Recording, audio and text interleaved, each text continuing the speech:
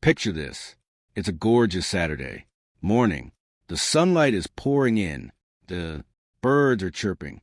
And you're just about to relax with a steaming mug of coffee. Then a sharp, persistent knock slices. Through the calm, you open the door and there they are, two people in matching polo shirts, clipboards in hand, wearing expressions that practically announce official business. They introduce themselves as representatives of the Homeowners Association, explaining they're conducting a routine property inspection. They'd like to walk around your yard, glance inside your shed, maybe even evaluate the shade of your newly painted fence. It sounds harmless enough, but something doesn't sit right. This doesn't feel like a neighborly visit. It feels like a violation. And that's exactly where today's story begins, with a homeowner named Mark who found himself in this exact scenario. But Mark wasn't your typical homeowner. He knew something the HOA didn't. And what unfolded next became a powerful lesson for anyone who values their privacy and property rights.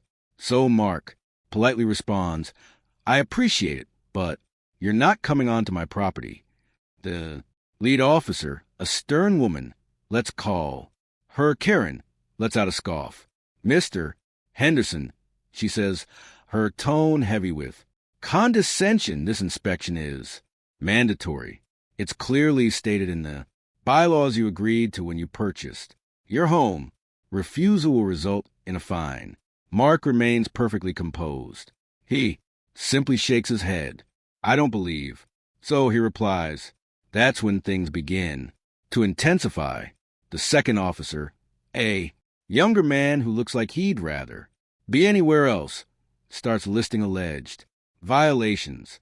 "Mark, we receive reports that your grass exceeds the permitted height by a quarter inch. Your mailbox may be an unauthorized shade of black. We also need to confirm the species of your rose bushes." Rose bushes? Really? It was becoming absurd. Karen pulls out her phone, prepared to document his non-compliance. She warns him about daily fines, placing a lien on his home, and even pursuing legal action. "We'll see you in court," she announces as if she's delivered a final blow. Through it all, Mark remains entirely unfazed. He listens quietly, a faint knowing smile resting on his face. The officers grow increasingly frustrated by his calm. They can't understand why he isn't rattled. They represent the HOA, the powerful body that governs a neighborhood with an iron grip. They're accustomed to residents backing down and complying. Immediately, Mark's steady confidence is completely disrupting their rhythm. They see him as a problem, someone who needs to be corrected, but they're about to discover they chose the wrong battle. Once they finish their stream of threats, Mark speaks again. "All right, you've made your point. Now, would you care to review some documentation?" He steps back inside, leaving the two officers exchanging puzzled yet smug glances.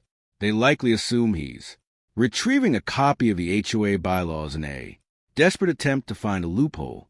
They couldn't be more mistaken.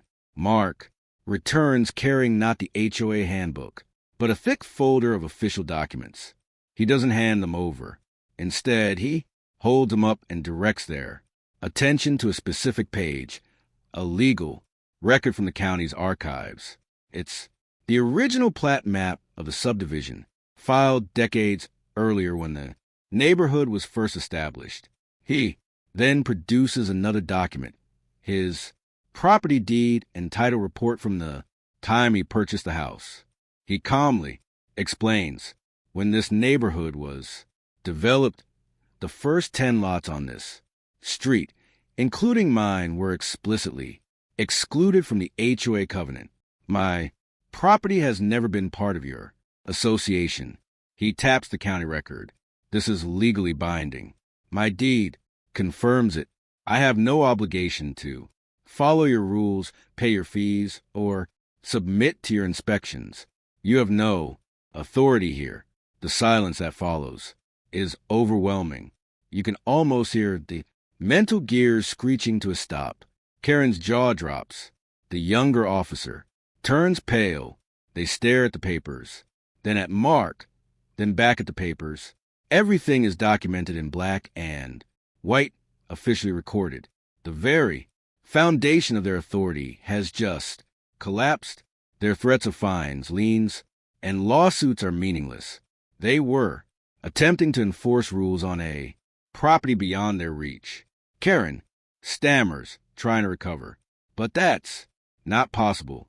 Everyone on this street is part of the HOA. Mark calmly shakes his head. Not everyone. A little research on your part would have revealed that you've been sending me violation notices for years, and I've ignored them for a very good reason. The realization hits them hard.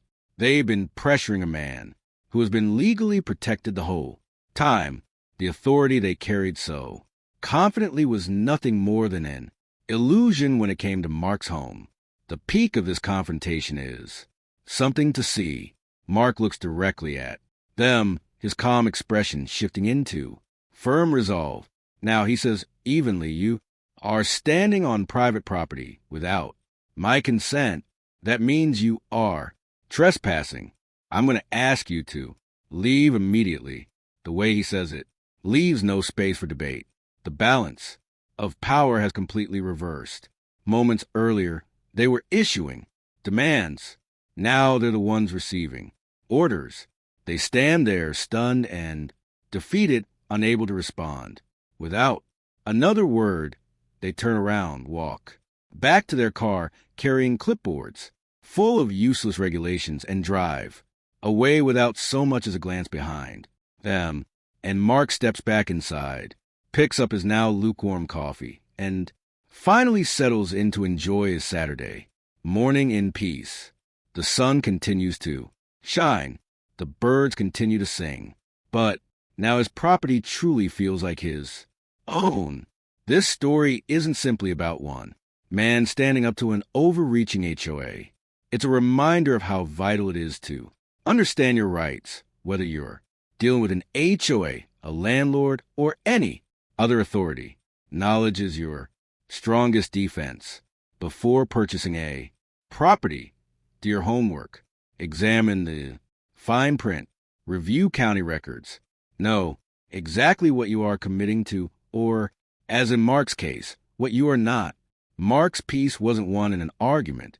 It was secured years earlier through careful research and a clear grasp of his legal position. He didn't need to argue or raise his voice. He simply had the facts. And that day, the facts were all the leverage he required. So what's your take on the situation? Have you ever dealt with an overbearing HOA? I'd love to hear your experiences in the comments below. It's always interesting to learn how others handle situations like this. And if you enjoyed the story and want more content about protecting your rights and navigating complicated situations, be sure to like the video and subscribe to the channel. Your support allows us to create more stories like this. Thanks for watching, and we'll catch you in the next one.